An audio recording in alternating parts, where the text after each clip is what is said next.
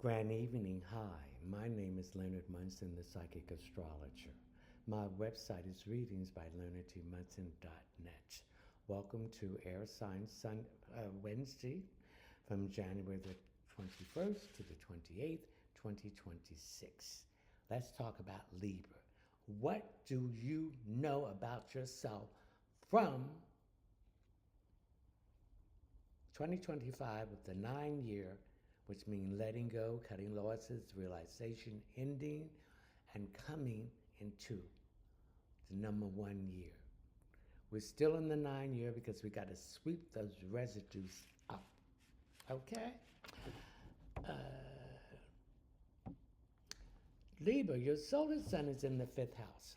The fifth house is Leo, the house of self expression, children, matters of the heart, moral principles, leadership, self, arts, entertainment, and judges.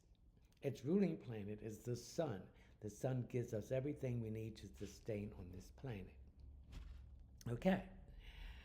I like to wish the sun is in Aquarius. Now, Aquarius represents hopes, wishes, friendships, groups, organization, humanity, effort. It also represents freedom, independence, and new technology. The moon is in Aquarius, so you got the sun and the moon in Aquarius at this time. You're not going to use your emotions to control you, to bring you off point or unfocused. You're going to use your intelligence now. And this is going to happen very quickly. Mercury is in Aquarius. So Mercury is communicating with you to make things happen. It's like sweeping the floor and leaving residue. We are now in the residue of the 9 year. Now we had the 1/1 portal on January the 1st, 2026 open up.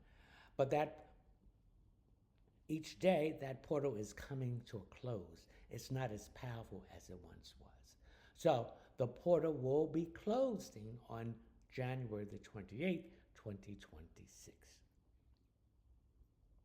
So Mercury in Aquarius represents all forms of communication, technology, transportation, siblings, short distance traveling, writing, publishing, speaking, and it also represents things that have to do with mechanical things, research, investigation, education, and advertisement. Now, there are some things that you need to sweep this floor, this residue of, that has to do with Venus and Aquarius. So we have the sun, the moon, Mercury, and Venus. That's 4 planets, so that means it's a stellium. When you have more than one planet in a sign, that means it's stellium. It's powerful. So issues that have to do with love, finances, work, possession, beauty, and luxury is part of the residue that you have to sweep up. Mars is in Capricorn. So this may have something to do with the work area of your life. Or you work with someone else, or you have your own business, has something to do with prestige, moving up the ladder, government, corporation, karma, father time, and lessons learned. Okay? Energy. Your energy is geared to getting this stagnation that you're in because there's residue left from the 9 year. So you have to sweep it up. Then we have Jupiter in Cancer, retrograde. When a planet is retrograding, Libra is moving backwards. Reviewing from Earth's point of view, when it was going direct, what corrections you need to make. Again, that's that residue that needs to be swept up. It has something to do with your roots, your family, where you came from, your foundation, the family that you have created, home, security, and women issues in your life. These issues are coming up.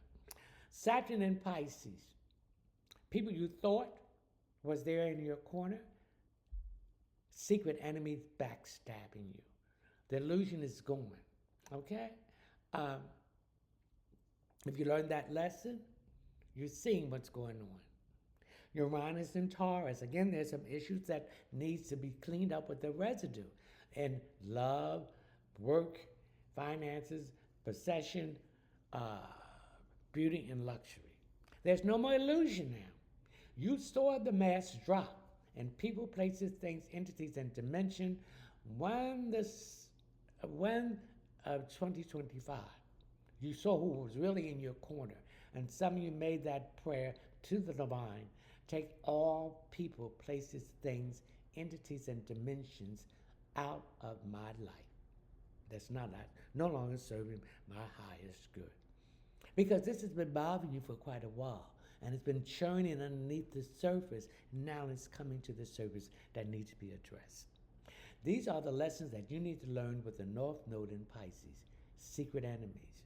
Not using your intuition. Not using your imagination to manifest things that you want. Not getting up there and do the drive. Living in Sagittarius, you want freedom for adventures. You want to get out of the constraint which society has placed upon you. You're no longer the wounded warrior, the victim, in the flight to fight scarcity mindset. You're a survivor. You're in abundance. All right, Libra?